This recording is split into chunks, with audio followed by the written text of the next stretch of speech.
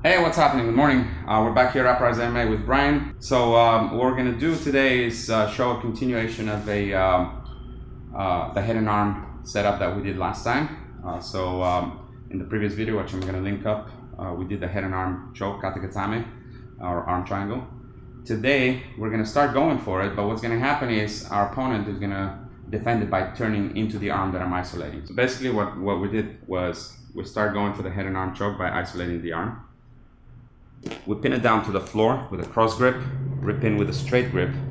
Now, to do the head and arm, what we did was I pinned the arm, I climbed up, I grabbed here, put my chin on this side, rig trap and so on. We finished the head and arm on this side. But this time, Brian wisens up, and as I go for the isolation here, he turns in. When he does that, his objective is to disconnect my hand from his arm and free it up, and then maybe start escaping. So I have to recognize that and stop doing what I'm doing with the head and arm because it's not there anymore.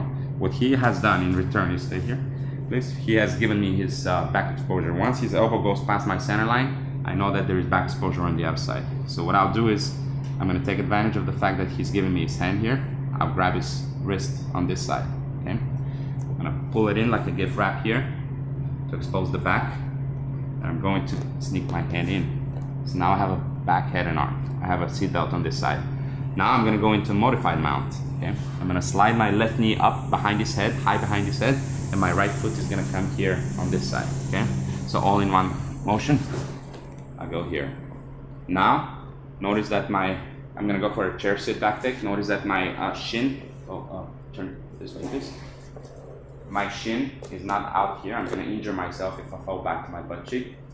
I need my shin here behind, running alongside his back, behind his, my feet behind his lower back. Now I'm going to sit on my left butt cheek, and sit on my right butt cheek, and take the back from here, maybe with a trap even. So the idea here is that we're going for one submission. Our opponent starts defending it, and we take advantage of that and go for a second positional advantage. Okay, we're going to the setup for the submission here. We'll pin the arm down, rip in, start going for isolation, where he starts turning into me, involving his other hand. He gives me his wrist essentially by defending this particular setup or attack. When he does that, I take advantage of it. I grab the wrist and I pull it tight into a gift wrap.